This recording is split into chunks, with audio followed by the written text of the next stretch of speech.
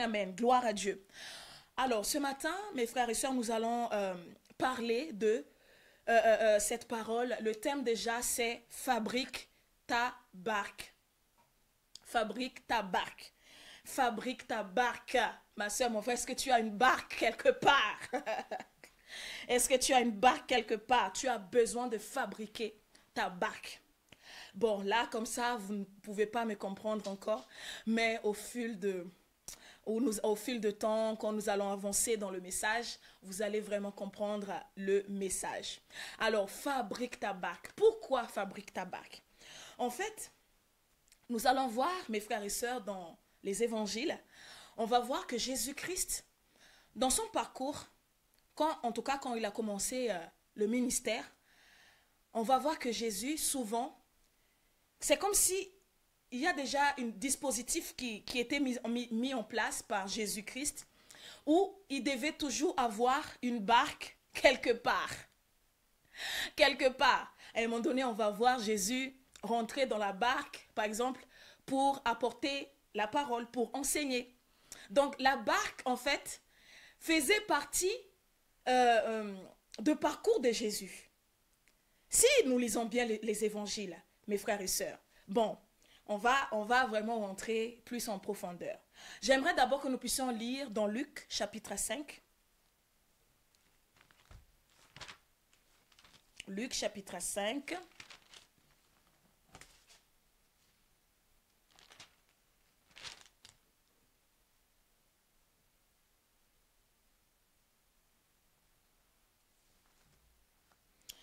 Alors, Luc, chapitre 5, verset 15.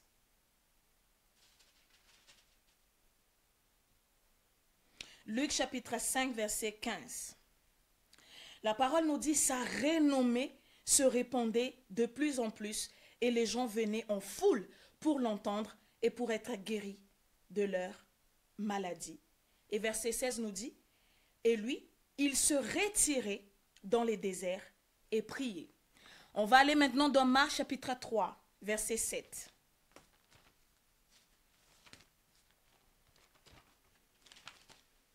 Marc chapitre 3, verset 7.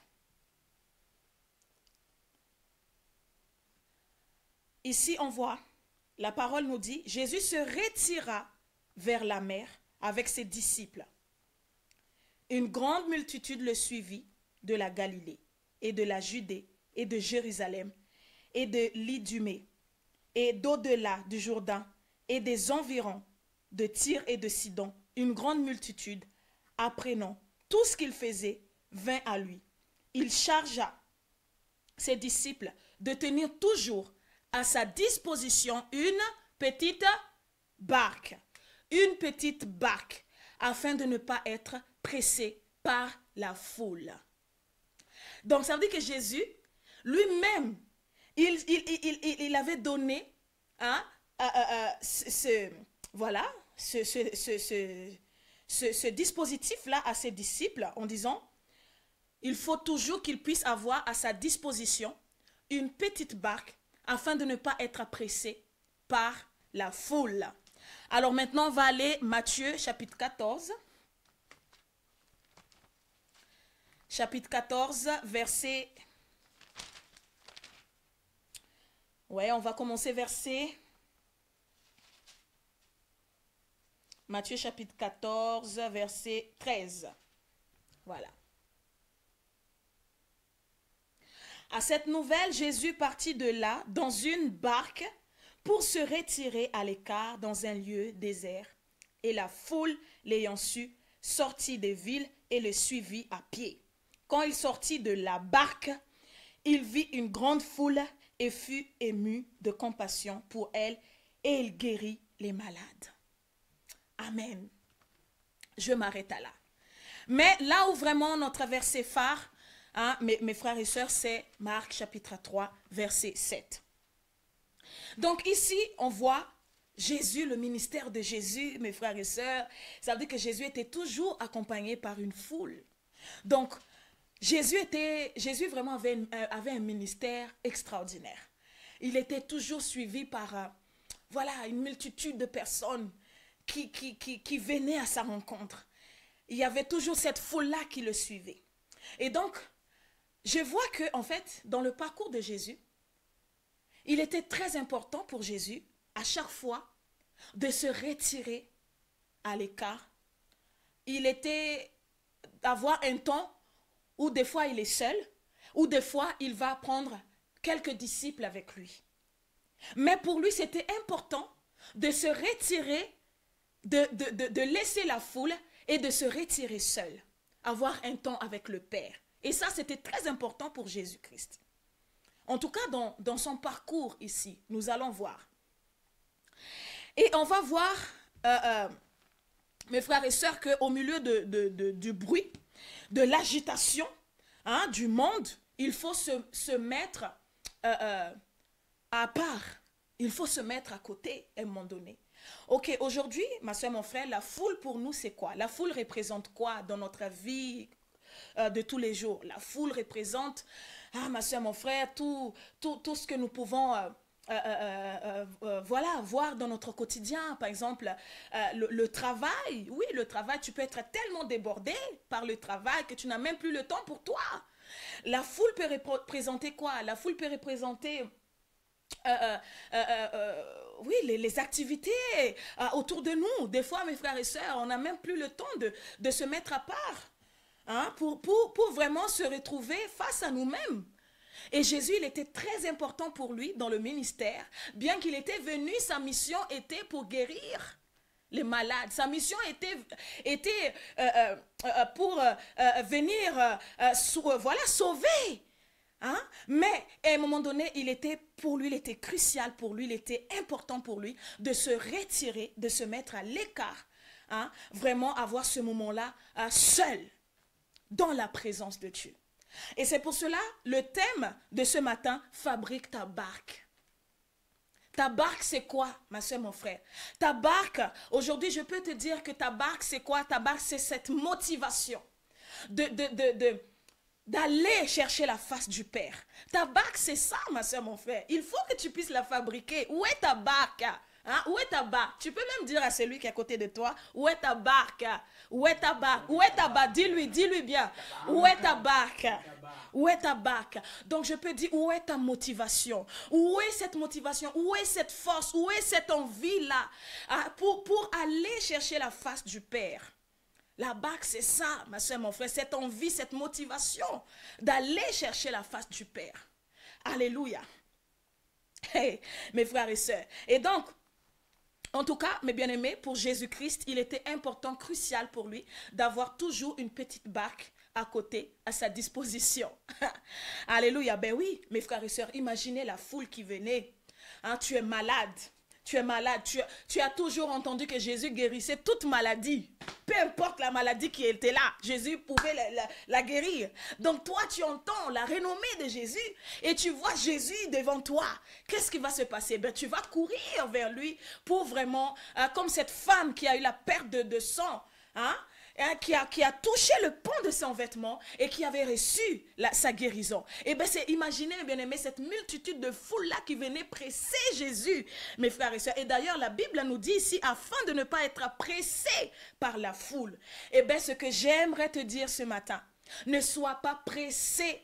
Hein, ne te laisse pas piétiner, ne te laisse pas presser par la foule. Comme je disais, hein, la foule c'est quoi? La foule c'est le bruit qui est autour de nous. La foule c'est voilà, tout ce qui peut en fait déranger notre paix intérieure. Tout ce qui peut déranger notre tranquillité intérieure. Et pour Jésus, c'était important que la foule ne puisse pas toucher cette paix-là qui était en lui intérieurement. Vous savez, mes frères et sœurs, Jésus, quand il était sur la terre, il était 100% homme. Il était 100% homme. Mais bien aimé, il s'était revêtu du corps. Il avait la chair. Hein, mes frères et sœurs. Donc, il était important. Donc, ça veut dire qu'à un moment donné, comme si Jésus sentait que le bruit commençait, ça veut dire la foule commençait à presser, à venir piétiner la tranquillité qui était à l'intérieur de lui. Et à ce moment-là, il était important pour lui de se retirer. Il se mettait toujours à l'écart pour chercher la face du Père, pour se ressourcer et revenir encore plus fort. Alléluia, mes frères et sœurs. Donc, c'est très important d'avoir ta barque. Donc, la première chose que tu dois, ma soeur, mon frère, faire, fabriquer, c'est ta barque. Je ne sais pas où est-ce que tu as perdu cette motivation de chercher la face de Dieu. Ou je ne sais pas où est-ce que tu as perdu cette envie-là de chercher la face de Dieu. Mais ma soeur, mon frère, tu as envie vraiment d'aller plus loin avec le Seigneur. Il est important que tu puisses fabriquer ta barque. Si tu n'as jamais fabriqué cette barque, ma soeur, mon frère, vaut mieux tard que jamais. À partir d'aujourd'hui, tu peux commencer à la fabriquer. Ma soeur, mon frère, à tout moment, tu peux la fabriquer. Parce que la parole de Dieu ne revient pas à lui sans avoir fait son effet dans ta vie. Et je proclame que cette parole fera son effet ce matin. Alors, mes bien-aimés, nous allons voir que, donc, Jésus il prenait soin, en fait, de son être intérieur.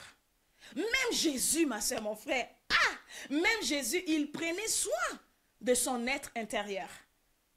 Donc, il est important aussi pour nous, mes frères et sœurs, de entretenir ce jardin que tu es, ma soeur, mon frère, à l'intérieur de toi.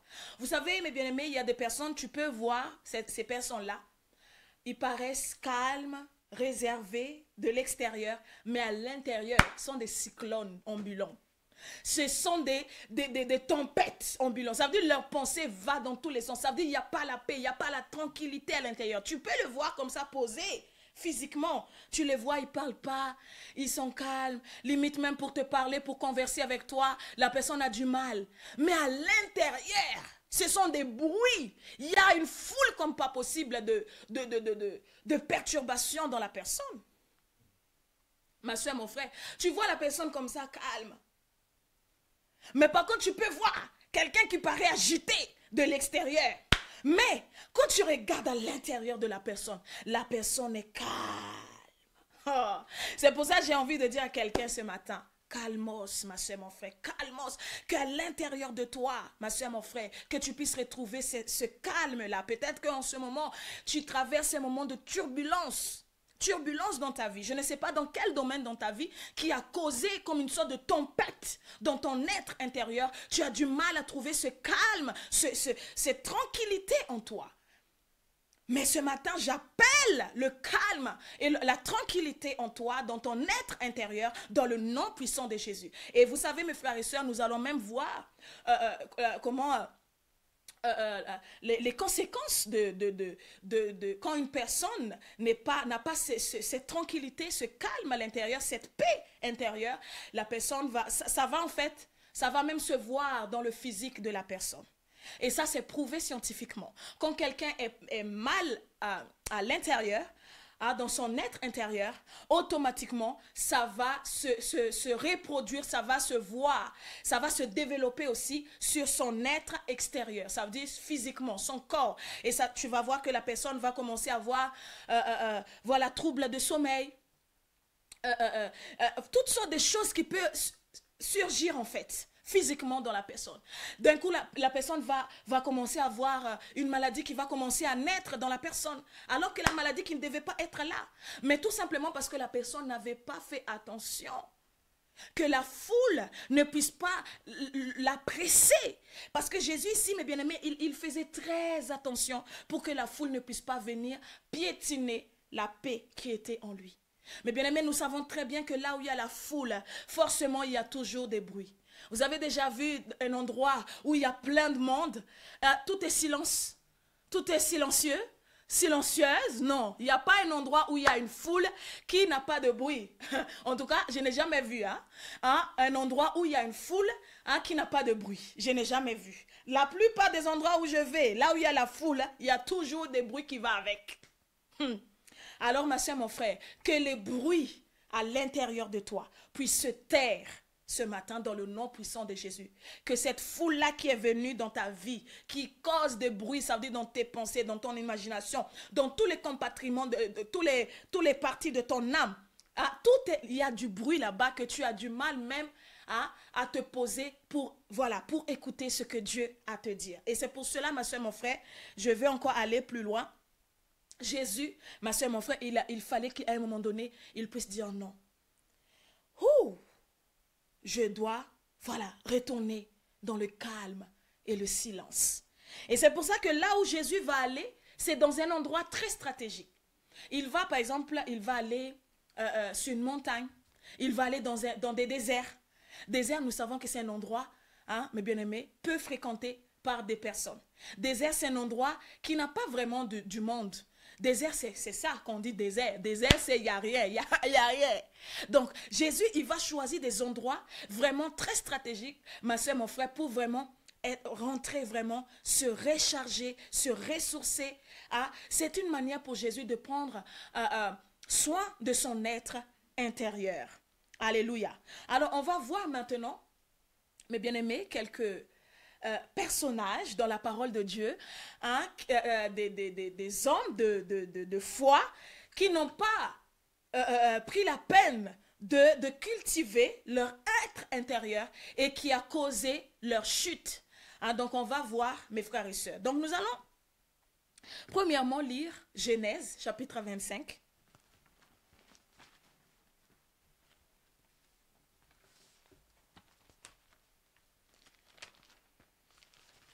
Genèse, chapitre 25, verset 27.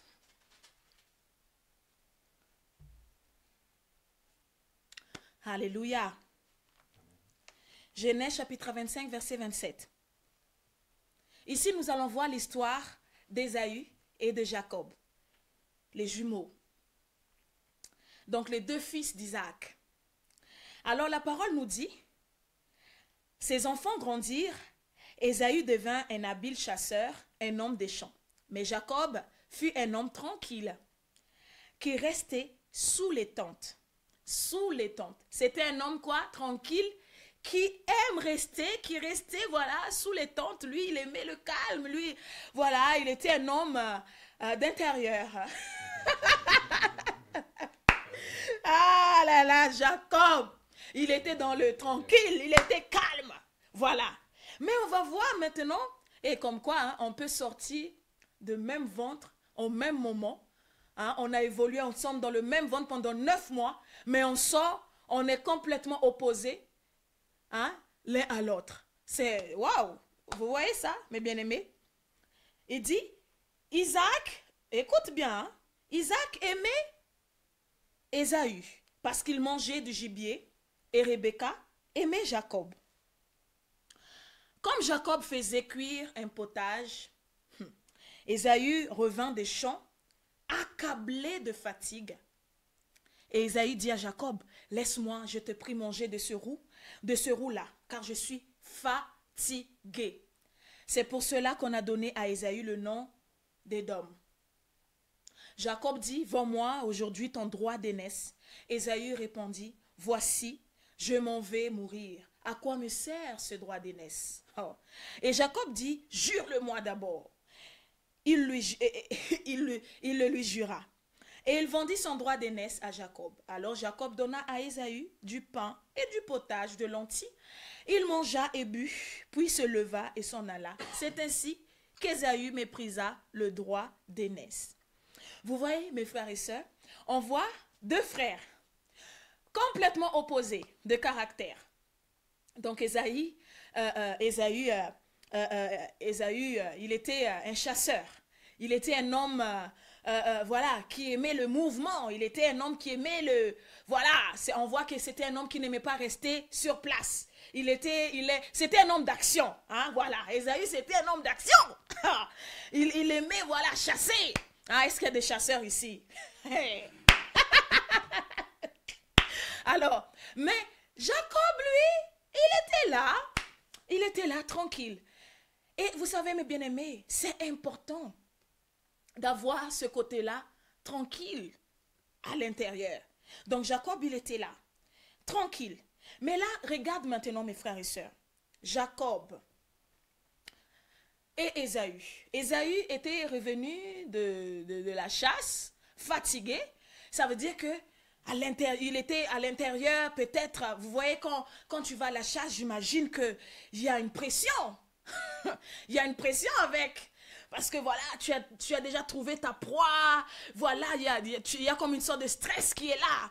Hein, voilà, voilà, tu as peur de louper hein, ta proie, tu as peur de ne pas cibler la bonne bête. Donc, il y a comme une sorte d'agitation à l'intérieur. Et du coup, bien sûr, ça peut causer effectivement la fatigue. Ça cause la fatigue psychologique, ma soeur, mon frère, même la tête et physique. Hein, vous voyez, mes frères et sœurs. Donc, j'imagine que Ésaü était plus baraqué et Jacob, il était plus, voilà, qui faisait prout-prout, quoi. Bon, bon, j'exagère un peu. Bon, pas à ce point. Mais en tout cas, il était un homme d'intérieur. Voilà, il était tranquille. Mais c'est une qualité. Parce que dans la tranquillité, ma soeur, mon frère, tu peux réfléchir. Dans la tranquillité, tu peux commencer à voir des stratégies que tu ne peux pas voir quand tu es stressé, quand tu as des turbulences intérieures.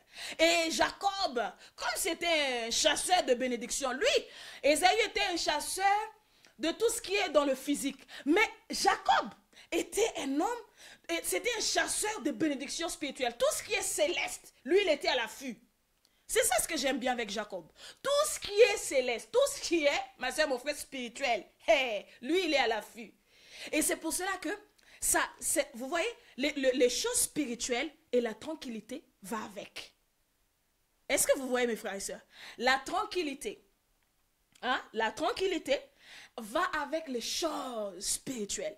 Vous savez, quand tu es un homme ou une femme spirituelle, ma soeur, mon frère, trop d'agitation là, des fois, c'est pas bon. On peut être agité, mais Dieu aussi veut que nous puissions être aussi dans la tranquillité aussi. Et d'ailleurs, c'est souvent dans la tranquillité que Dieu se révèle. Alléluia.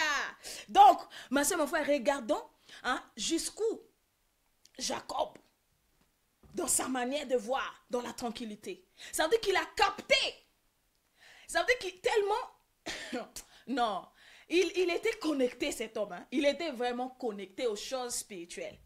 Là où Ésaü ne voyait pas. Parce que quand tu es fatigué, tu es limité même dans la manière de penser. Tu es limité même dans la manière de voir loin. Il ne voyait plus loin. Ésaü, il était limité dans la façon de voir plus loin. Mais Jacob, comme il était dans la tranquillité, il pouvait voir les choses de loin. Il commençait à dire à Ésaü, il savait le point fort de son frère. Ah, tu veux à manger? Tu veux à manger? D'accord. Vends-moi d'abord ton droit d'aînesse. Lui, il voyait déjà. Et Jacob, comme il était... Vous voyez mes bien-aimés, là où la fatigue, ça démontre, mes bien-aimés, le trouble intérieur. Hein? Oui, tu peux être fatigué. Mais la fatigue dans laquelle où était Ésaü, là, ce n'était pas une fatigue normale. Parce qu'il est passé à côté de sa bénédiction. Et ça, j'appelle ça, il y a des fatigues, mes bien-aimés, qui arrivent, qui surgissent comme ça, rien que juste pour voler ta destinée. Vous savez qu'elle vient juste pour voler ta part de bénédiction. Et c'est cette fatigue-là qui était venue prendre possession d'Ésaü, à tel point qu'il ne trouvait même plus l'importance de son droit d'aînesse. Il va dire... il va commencer à mépriser même. Il dit, voici je m'en vais mourir. À quoi me sert ce droit d'aînesse? Hey, Jacob a dit, jure-le-moi. Lui c'est malin. Il a dit, jure-le-moi d'abord. Il le jura et il vendit son droit d'aînesse à Jacob. Et c'est comme ça, mes frères et sœurs, souvent on dit, oui, Jacob il a volé. Il n'a pas volé, mes frères et sœurs, il n'a pas volé le droit d'aînesse là. Non. C'était un accord. Ça veut dire Ésaü a donné son accord à son frère. Il a dit, je te donne. Oui, je te donne. Il le jura, c'est ça. Il vendit son droit d'aînesse à cause de quoi? À manger. Tellement, vous voyez qu'on n'est pas bien intérieurement, qu'on est accablé. dans notre être intérieur, on est fatigué émotionnellement, on est fatigué psychologiquement. Ma soeur, mon frère, tu es incapable de penser les choses. Et c'est comme ça que l'ennemi maintenant vient, bam, il te prend tout ce que tu as. Il prend maintenant toutes les bénédictions que tu as. Et ma soeur, mon frère, ne laisse pas que ton être intérieur, ma soeur, mon frère, puisse être accablé par la foule, par les bruits de la foule qui peut surgir de je ne sais pas où, ma soeur, mon frère. Mais il est temps maintenant que tu puisses faire taire ces bruits-là qui viennent t'accabler. Et vous savez quoi, mes bien-aimés, des fois, il y a des personnes, ils vont même pas aller bouger, hein, faire vraiment des efforts physiques, mais ils vont, tellement les pensées sont en train d'agiter à l'intérieur d'eux, ils vont se sentir comme s'ils sont fatigués, comme si la personne a fait la marche, comme si la personne était montée dans une montagne, a fait vraiment une grande marche, à tel point que la personne se sente fatiguée. Vous voyez, mes bien-aimés, l'impact? L'impact, quand à l'intérieur de nous, on est agité, ce n'est pas bon. Et c'est ça ce que Jésus refusait, mes bien-aimés. Jésus est notre exemple parfait, mes bien-aimés. Voilà pourquoi il mettait toujours une barque qui était là. Ça veut dire qu'à tout moment, quand la foule, quand il voyait le mouvement, il y avait le mouvement qui est bizarre un peu, il se retirait, il se mettait de côté, il prenait un temps seul à seul avec le Père. Et ça, c'est important, mes frères et sœurs, que nous puissions sentir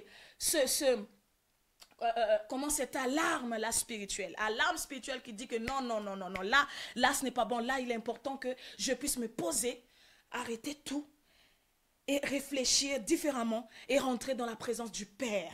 Alléluia. Et c'est ça, ma soeur, mon frère, qui a fait. Aujourd'hui, on peut dire oui, parce qu'il était fils de Dieu, il avait la puissance et tout ça. Mais on oublie que non, Jésus, il avait porté le corps. Donc, ça veut dire que les mêmes pressions que un être humain peut sentir aujourd'hui, Jésus pouvait le sentir quand il était là. Il pouvait le sentir parce qu'il avait le corps. C'est ça, mes frères et sœurs. Donc, c'est ça qui a fait que Jésus était vraiment dans son ministère. Vous voyez, quand il y avait même les pressions des pharisiens, imaginez, mes bien-aimés, ce n'était pas facile pour Jésus. Hein? La pression qui était autour de lui. Hein? Les docteurs de la loi, les pharisiens et tout ça, les sadducéens qui venaient l'accuser et d'autres qui venaient l'accuser, tout ça, mes frères et sœurs, d'autres qui l'accusaient de démons, d'autres qui disaient toutes sortes de choses sur lui. Si Jésus n'avait pas ce temps-là, où il était dans le calme, dans la tranquillité, ma soeur, mon frère, Jésus ne pouvait pas aller jusqu'au bout de sa mission. Ésaü a perdu sa bénédiction à cause de négligence de son être intérieur. Il a négligé son être intérieur qui a fait qu'il a perdu sa bénédiction. Et on va voir que, ben oui, c'est Jacob maintenant qui va avoir l'ascendance spirituellement dans cette famille. C'est Jacob. Toutes les bénédictions, Jacob va être cette personne-là qui va recevoir toutes les bénédictions. Ésaü a été mise de côté directement. À cause de quoi? Négligence de son être intérieur. Donc, ma soeur, mon frère, garde, c'est pour ça la parole nous dit, garde ton cœur plus que toute autre chose, ma soeur, mon frère, parce que de lui viennent les sources de la vie. Ça, c'est vrai, ma soeur, mon frère. Alors, nous allons lire, mes bien-aimés, dans un roi. On va lire un roi, chapitre 19. Ben oui, parce que ça part d'Élie. Donc, un roi, chapitre 19, verset 11. La parole nous dit, l'Éternel dit, sors et tiens-toi dans la montagne devant l'Éternel. Et voici, l'Éternel passa.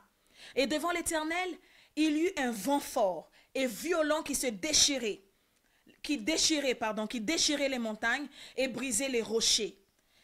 Tellement il y avait un vent, tellement c'était un vent fort et violent, à tel point que les montagnes et les rochers ont été brisés. L'Éternel n'était pas dans le vent. Et après le vent, ce fut un tremblement de terre. L'Éternel n'était pas dans le tremblement de terre non plus. Et après le tremblement de terre, un feu. L'Éternel n'était pas dans le feu non plus. Et après le feu, qu'est-ce qui se passe? Un murmure doux et léger.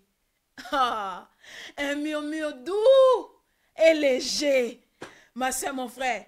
Et là, il dit quoi? Verset 13. Quand Élie l'entendit, il s'enveloppa le visage de son manteau.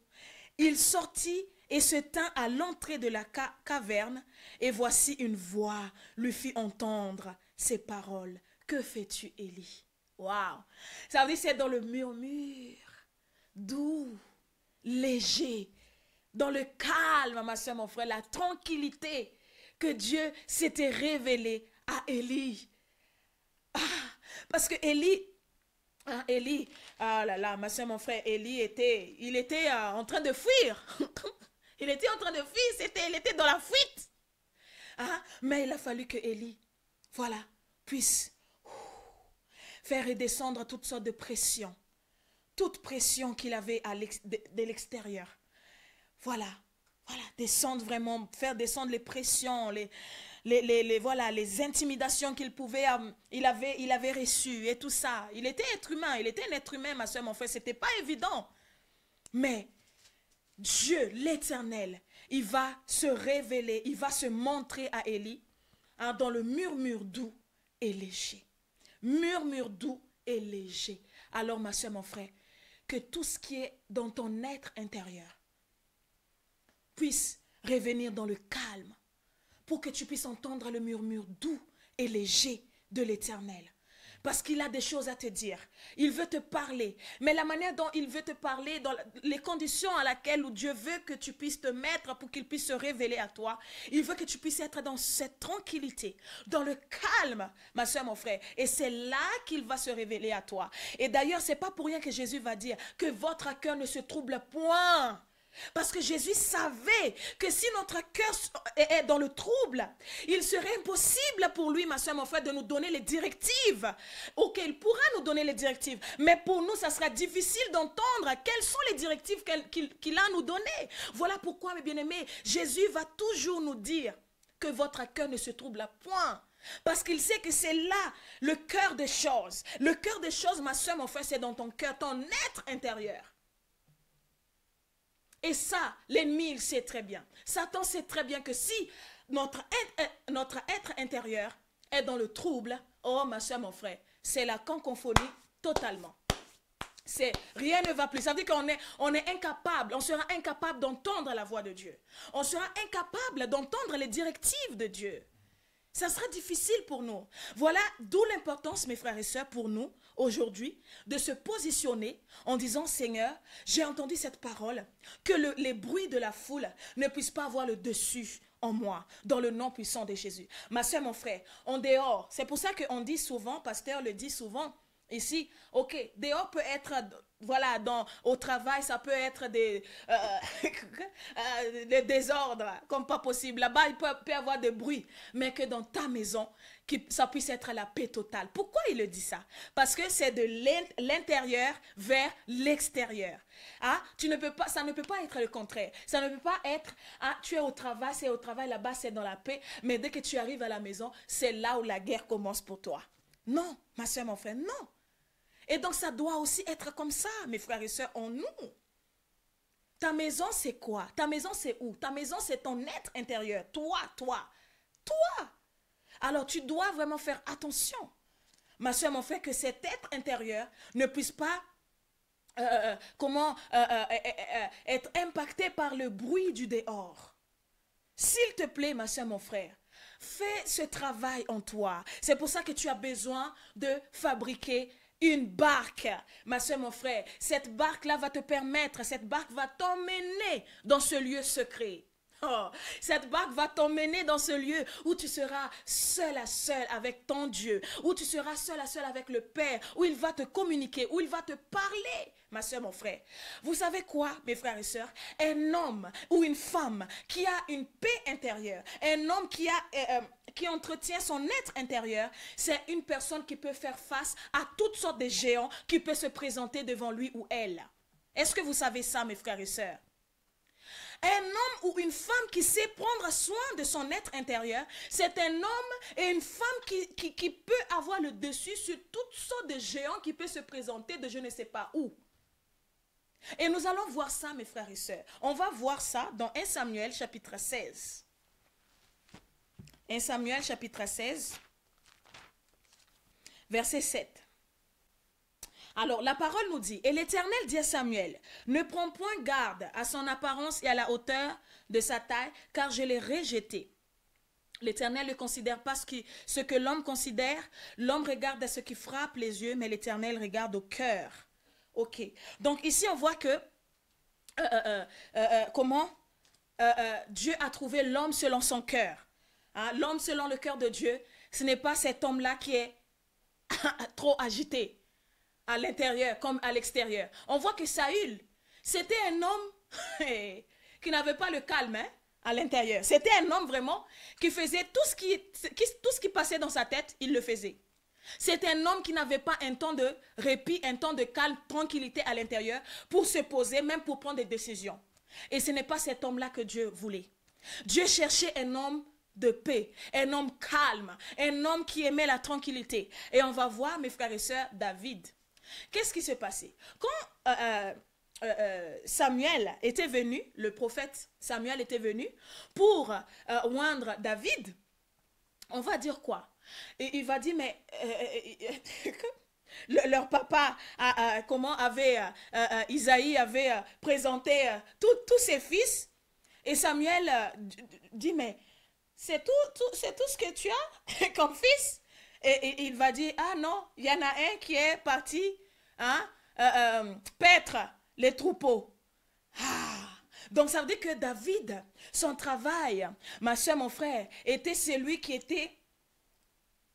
Hein, oui, c'est ça, il était dans la tranquillité. David, c'était un homme posé. Il était là, son travail, c'était nourrir ses bêtes, voilà, prendre soin de ses bêtes. On voit que c'était un homme vraiment de paix. Oui, David, si on voit vraiment, quand on regarde bien le parcours de David, c'était un homme vraiment qui savait comment entretenir, voilà, son être intérieur. On va maintenant voir, mes frères et sœurs, comment il va faire face à ce géant, Goliath. On va voir, mes bien-aimés, donc chapitre 17, verset 4. Donc, c'est juste à côté. Un homme sortit alors du camp des Philistins et s'avança entre les deux armées. Il se nommait Goliath. Il était de Gath. Il avait une taille de 6 coudées et un éperon. Donc, c'est à peu près, voilà, c'est combien?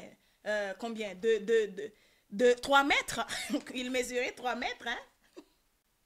Et il dit sur sa tête était un casque d'airain et il portait une cuirasse à écailles du poids de 5000 cycles d'airain. Donc environ à peu près 60 kilos de cuirasse.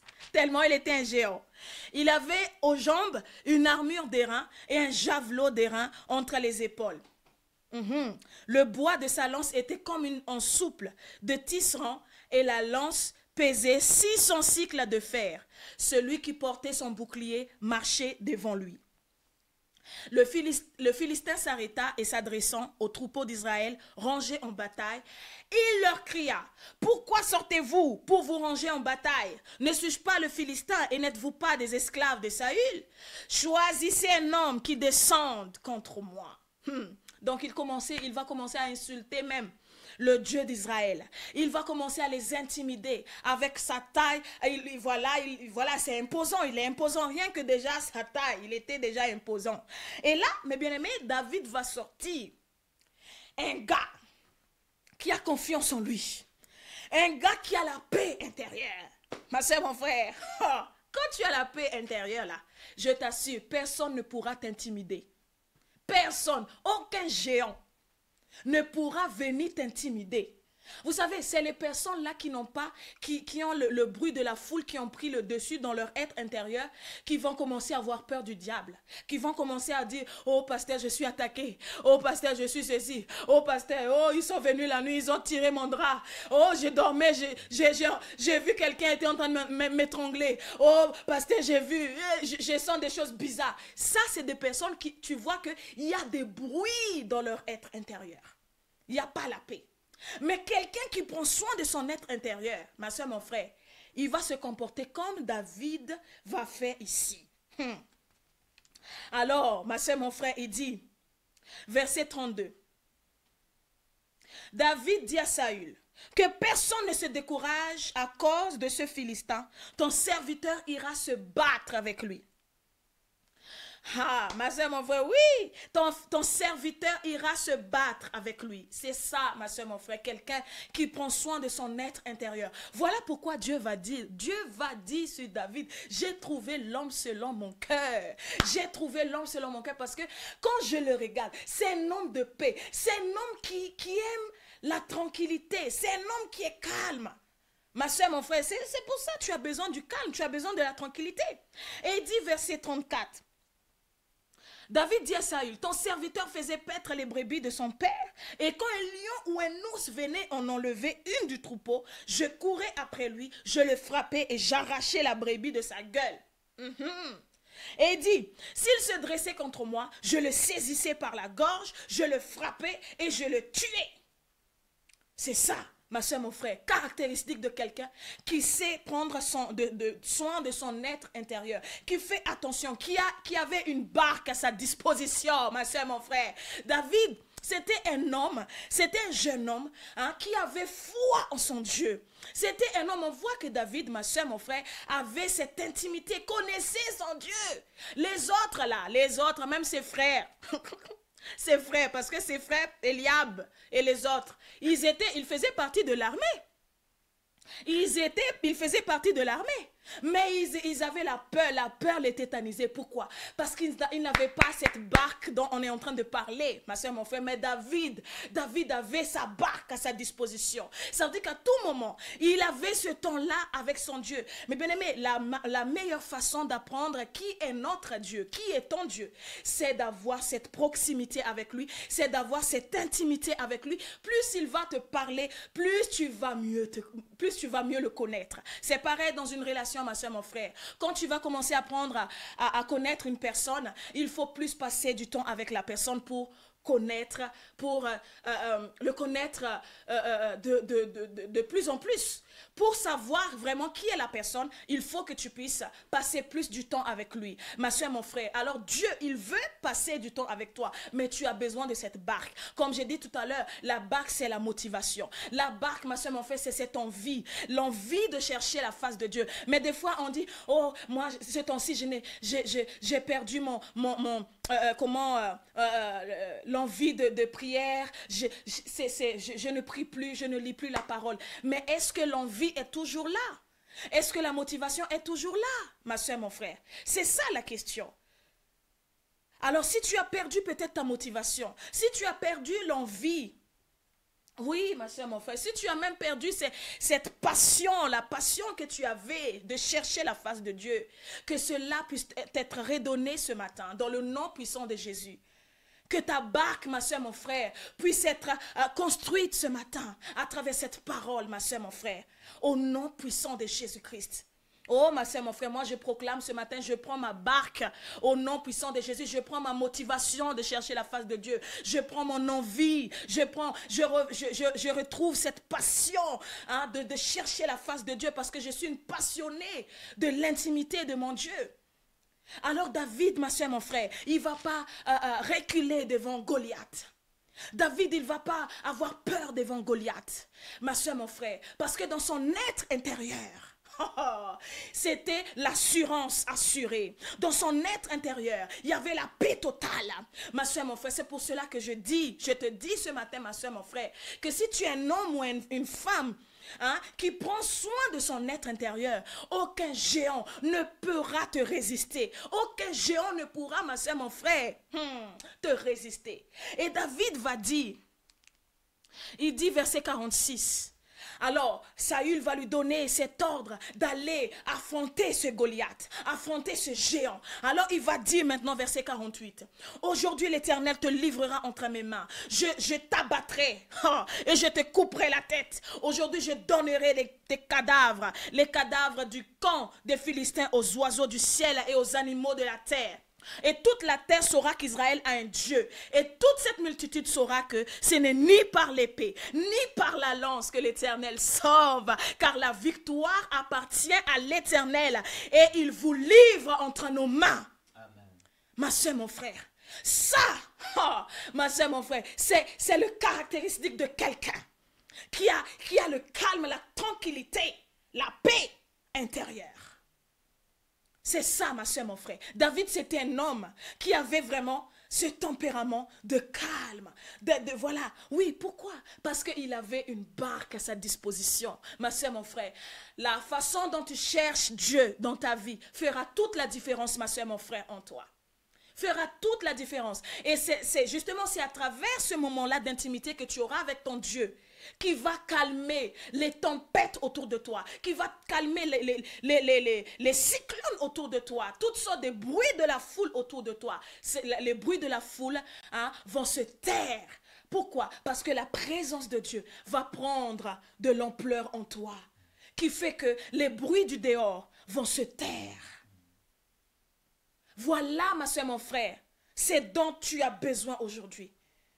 Peut-être tu te dis, mais pourquoi tout le temps, c'est à l'intérieur de moi, je n'ai pas la paix, je ne suis pas bien. Ma soeur, mon frère, la réponse à cette question, Dieu vient de te le donner ce matin. Tu as besoin de ta barque. Prends ta barque, ma soeur, mon frère. Prends ta barque. La barque faisait partie du parcours de Jésus. La barque faisait partie de Jésus quand il était ici. Ma soeur, mon frère, sur terre. Alors nous aussi, mes bien-aimés, dans notre parcours en Jésus-Christ, nous aussi, nous aurons besoin de cette barque. Ne laisse personne, ma soeur, mon frère, te voler ta barque. Ne laisse pas les situations voler ta barque. Ne laisse personne, ne laisse quoi que ce soit, ma soeur, mon frère, voler ta barque. Alors, il est temps que tu puisses te repositionner encore ce matin en disant, Seigneur, tu vois ce bruit-là en moi. Le bruit de la foule peut être des inquiétudes. Le bruit de la foule peut être la peur. Vous savez, la peur parle. Oui, la peur parle, mais bien aimé, la peur a un discours. Il peut venir, tout ce que tu vas faire, il va semer des paroles de peur en toi. La peur parle. Est-ce que c'est plus la voix de la peur qui prend place en toi que la voix de la présence de Dieu? Mais bien aimé, dans notre église aujourd'hui, il est temps que nous puissions entendre des frères et sœurs puissent témoigner. J'ai entendu Dieu me parler ça et ça et ça. C'était tellement doux et agréable. Ça m'a fait tellement du bien. Que tout le temps, j'ai entendu Satan. Satan est venu. Satan, tout le temps. Non, ma soeur, mon frère, il est temps que nous puissions vraiment nous asseoir dans notre royaume. Mais bien aimé, nous asseoir dans notre royaume. Pas tout le temps que voir le monde des ténèbres. On peut aussi vivre, mes bien aimés, tous les jours, voir le monde de Dieu, le monde du royaume des cieux, mes frères et sœurs. D'entendre la voix de Dieu dans le murmure léger. Dans le murmure doux. Comme on a vu. Élie, la manière comment Dieu s'était révélé à Élie. Alors mes frères et sœurs, c'est ça la parole de ce matin, mes bien-aimés. Alors je vais prier pour toi ce matin. Toi tu te sens que tu es concerné, tu vois que tu es concerné par cette parole. Il y a des bruits de la foule qui ont pris place en toi. Et tu as du mal à retrouver cette paix. Tu as du mal à retrouver cette tranquillité en toi. Tu as du mal à retrouver ce calme en toi. Ma soeur, mon frère, parce que le bruit de la foule a pris vraiment l'ascendant sur toi. Il est temps pour toi aujourd'hui, vraiment, de te positionner, de dire stop au bruit de la foule. J'ai compris la parole. Je dois prendre soin de mon être intérieur, comme Jésus a fait. Jésus, dès qu'il voyait que non, là, c'est la larme, il se retirait. Souvent, on voit Jésus se retirer. Souvent, on voit Jésus se retirer. Il allait dans les montagnes, il allait dans les déserts, là où il n'y avait personne, où il cherchait la face de Dieu. Parce que c'était une manière pour Jésus de se recharger. C'était une manière pour Jésus de prendre force. Ma soeur, mon frère, la présence de Dieu va te donner l'assurance en toi. La présence de Dieu va te donner cette force à l'intérieur de toi. La présence de Dieu va te donner les atouts que tu as besoin pour affronter ce monde. Sans la présence de Dieu, ma soeur, mon frère, oh, je t'assure, les bruits de la foule auront toujours l'ascendant sur toi. Mais il est important que tu puisses nourrir, entretenir la relation que tu as envers ton Dieu, ma soeur, mon frère. Cherche sa face. Prie, ma soeur, mon frère. Parle-lui. Soyons comme Jésus, mes bien-aimés, qui prenait la barque et se retirait pour chercher la face du Père. Alors, mes bien-aimés, toi qui tu te sens concerné par cette parole, je vais t'inviter maintenant à te mettre debout, ma soeur, mon frère. Tu as besoin que nous puissions prier, que je puisse prier pour toi, que cette parole vraiment puisse faire son effet en toi. Je vais prier pour toi ce matin et Dieu va se glorifier. Que les bruits du dehors ne puisse pas avoir le dessus sur toi. Alléluia. Mets-toi debout, ma soeur, mon frère. Alléluia. Seigneur, Seigneur mon Dieu, merci. Merci Seigneur. Alléluia. Soyez bénis.